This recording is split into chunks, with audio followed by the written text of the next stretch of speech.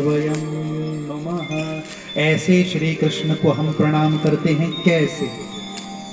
जो सच्चिदानंद स्वरूप है, जो सत है, सत्य है, चित है, प्रकाश है, आनंद है।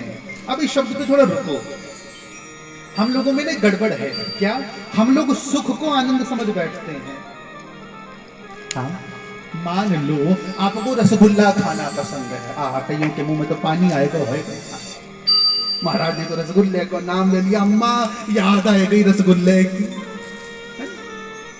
अब देखो, समझना, उदाहरण देके समझा रहा हूं। मान लो आपको कोई वस्तु पसंद है खाने में, आपने पहली खाई, आनंद आया? आया। दूसरी खाई, आनंद आया? बस। जैसे वृंदावन यदि आप गए हो तो जितनी बार बांके बिहारी जाते हैं, बांके बिहारी हर बार नए लगते हैं। प्रथम अध्याय के दूसरे श्लोक में सुखदेव जी को प्रणाम किया। यम प्रव्रजंतम अनुपेतम अपेत कृत्यम द्वैपायनो विरह कातर आजुभाव पुत्रेति तन्मयतया तरवोभिनेतुस्तं सर्वभूत हृदयं मुनिमानतोऽस्मि। भागवत ना तुमको मिलती, भागवत ना हमको।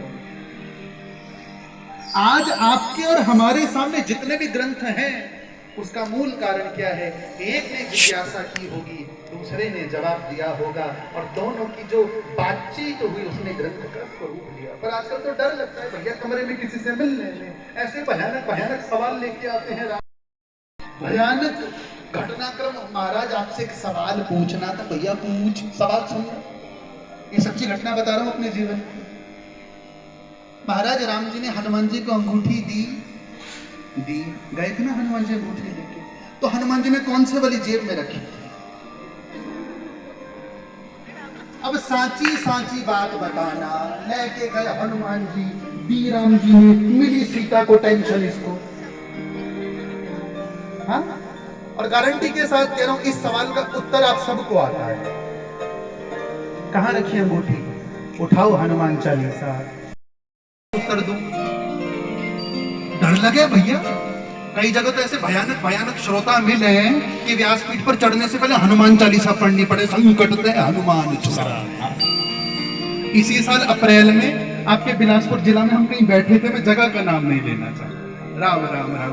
मेरे जीवन की भैया सबसे गजब कथा रही। दूसरी बार ना बुलावे तो ज्यादा अच्छा। भैया लोग यूं, भैया बधाई हो, कृष्ण का जन्म हुआ तो होता रहे, हमको क्या। अभी अप्रैल की बात है। भैया बधाई हो, भगवान का ब्याह हुआ तो हुआ करे, हमको क्या। भैया भागवत जी खत्म हो गई, बढ़िया हुआ। कबीरा, इस संसार में भांत भांत के लोग। आज के समय में भागवत का मजाक बन चुका है। महाराज हम भी भागवत करते हैं। परसों तो वृंदावन गया, और भागवत जी का अनर्थ करने में कहीं वृंदावन वाले भी पीछे नहीं है। कड़वे शब्द में कहूं तो 3 महीने में भागवत सीखे। 3 महीने नहीं। वेदव्यास जी खुद कहते हैं, मैं भागवत को आज तक नहीं समझ पाया। आप और हम क्या समझेंगे। बस निवेदन है, जितना मुझे गुरुदेव ने दिया उतना आपके साथ बांट के जाऊंगा। जितना आपकी शक्ति हो, सामर्थ्य हो, उतना बटोर लेना। इससे ज्यादा कुछ नहीं, क्योंककृष्ण की कथा न मैं पूरे जीवन में बांट पाऊंगा, ना पूरे जीवन में समय। बोले भक्तवत्सल भगवान की।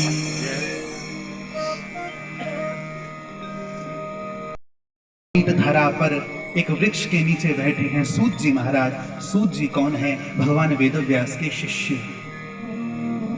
अज्ञान भांत विध्वंस कोटि सूर्य समप्रभा।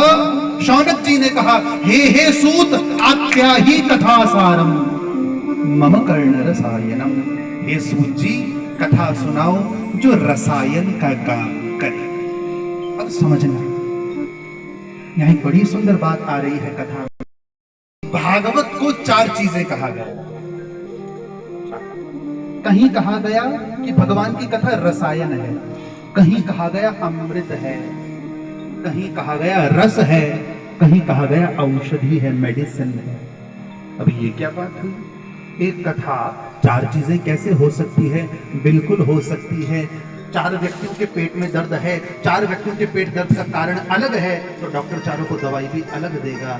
उसी प्रकार आपकी जीवन में कथा रसायन बन के आएगी, रस बन के आएगी, अमृत बन के आएगी या औषधि बन के आएगी, कृष्ण के अलावा कोई नहीं। आदि बन बन भटकूं वैद्य मिलाना कोय, मीरा के प्रभु पीर मिटे जब वैद्य सांवरिया हो।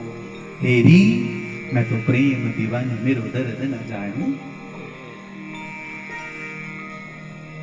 सो जिसे सवाल पूछा है शौनक जी ने, कोई ऐसी कथा सुनाओ जो मेरे कानों के लिए रसायन का काम करे, रसायन दवाइयां बनाने के काम आता है। हे गुरुदेव, कलयुग का हर व्यक्ति भगवान से भजन से दूर है, कुछ ऐसा दीजिए जो हर व्यक्ति भगवान के भजन में लग जाए। श्री सूत जी महाराज मुस्कुराते हुए कहते हैं, शौनक तू सब कुछ जानता है, फिर भी तूने जानबूझ के ये प्रश्न पूछा ताकि तेरे पीछे बैठी ये भीड़ आनंद ले सके। हाँ, मैं ऐसी कथा सुनाऊंगा, ऐसी कथा तो भागवत की ही हो सकती। अरे अरे अरे शौनक, इस कथा में तो इतना चमत्कार है कि परीक्षित 7 दिना में मुक्त है गए। ब्रह्मा जी ने देखा 7 दिन में परीक्षित मुक्त हो गए, यानी कथा में चमत्कार तो है। तो ब्रह्मा जी ने पता क्या किया भैया, तराजू होता है ना, तराजू ब्रह्मा जी ने हाथ में लिया। राज्ञो मोक्ष्यम तथा वीक्ष्य पुराधातापि विस्मिता सत्यलोके तुलम बद्ध्वा तोलयत् साधनान्यजः। ब्रह्मा जी ने एक और भागवत रखी, दूसरे पलड़े में पूजा पाठ जप तप जोग ध्यान सब डाल दिया। भागवत का पलड़ा भारी ही रहा। भागवत का बल है। योगात् गर्जति सप्ताहो ध्यानच्च ज्ञानच्च गर्जति किम ब्रह्मो गर्जनम तस्य रे रे गर्जति गर्जति। पूजा पाठ जब तब तक हल्ला करेंगे जब तक व्यक्ति भागवत का श्रवण नहीं ही कर लेता। ये भागवत है। अच्छा गुरुदेव, तो ये भागवत कैसे सुनी जाए? सूत जी बोले, ये कथा नारद ने सनकादि मुनियों से सुनी। शौनक जी बोले, गुरुदेव ये तो नहीं मैं मानने वाला, श्राप लगा है नारद जी को कि एक जगह टिक नहीं सकते, उतनी देर टिकेंगे जितनी देर में गाय दूही जाती है। श्राप लगा है नारद जी को। तो 7 दिन की कथा एक जगह पर टिक कर नारद जी ने कैसे सुनी? श्री सूत जी महाराज कहते हैं, एक बार क्या हुआ, नारद जी महाराज भटकते भटकते पहुंचे बद्रीनाथ।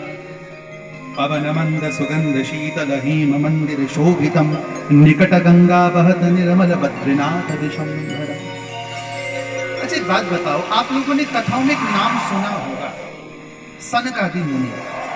4 भाई जो ब्रह्मा जी के पुत्र हैं, और इनका शरीर हमेशा 6 साल का है। सनक, सनंदन, सनातन और सनत कुमार। तो नारद जी बद्रीनाथ में प्रवेश कर रहे हैं, सामने से चारों भैया आ रहे हैं। चारों भैया ने देखा नारद जी उदास हैं। नारद जी से पूछा, महाराज ना तो घर, ना तो परिवार, ना तो बीवी, ना तो बाल गोपाल, चिंता किस बात की? यदि संत को चिंता होगी तो अपने किसी भक्त की होगी, अपने किसी शिष्य की होगी। कथम ब्रह्मण दीन मुख कुतश्चिंतातुरो भवान त्वरितं गम्यते कुत्र कुतश्चागमनम तव। कहां से आ रहे हो? नारद जी कहते, मुझे लगा कि भगवान ने सारे अवतार धरती पे लिए हैं, तो मैं तीर्थों में घूमने चला गया। अच्छा, कहां कहां गए आप नारद जी? नारद जी कहते, अहम तु पृथिवीं यातो ज्ञात्वा सर्वोत्तमामिति पुष्करम च प्रयागम च काशीं गोदावरीं तथा हरिक्षेत्रम कुरुक्षेत्रम श्रीरंगम से बहुत से तीर्थ गिनाए नारद जी ने। अच्छा फिर क्या हुआ? नारद जी कहते, जिस जिस तीर्थ में गया वहां ढोंग दिखा, वहां पाखंड दिखा, वहां लूटखोरी दिखी, धर्म नहीं दिखा। अब मैं इस बात को ना थोड़ा अलग दृष्टिकोण से देखता हूँ। बहुत से लोग वृंदावन जाते हैं, उनकी एक शिकायत रहती है, महाराज वृंदावन में तो खूब लूटते हैं। होती होगी आप लोगों की भी शिकायत। वृंदावन में गर्मी है, अव्यवस्था है, लूटखोरी है, कृष्ण है। अब ये तुम्हारे हाथ की बात है, तुम क्या ढूंढने जाओगे, क्या लेके आओगे। रज्जब तय गज्जब कियो, बांध लियो सिरमौर, आया था हरि भजन को करन लाग कछु और। वृंदावन जाकर जब तुम्हारा ध्यान ही पूरी कचौड़ी ने गोलगप्पे पे रहेगा तो कृष्ण कहां से मिलेगा। वृंदावन पहुंचेंगे जब तक चाची के लिए, ताई के लिए, मामी के लिए, बुआ के लिए शॉपिंग नहीं कर रही, तब तक वृंदावन की यात्रा पूरी नहीं होगी। और भजन करेंगे नहीं करेंगे, फोटो डालेंगे, एंजॉइंग इन वृंदावन। सच है। जब हमारे भीतर तीर्थ की कामना नहीं ही बची, केदारनाथ इसका प्रमाण है, और महामाई क्षमा करे आजकल जोशीमठ इसका प्रमाण है। हाँ जी, हाँ जी, हाँ। हम लोगों ने हमने तीर्थों के गले घोंट दिए अपने हाथों से। कहां जा रहे हो, वृंदावन तीर्थ करने जा रहे हैं महाराज जी, एसी वाला कमरा तो देख लो, हाँ, सही बात। बोतल वाला पानी तो ढूंढ दो, एसी वाली गाड़ी तो कर दो, पीछे से दर्शन तो करवा दो। क्या करने गए, तीर्थ।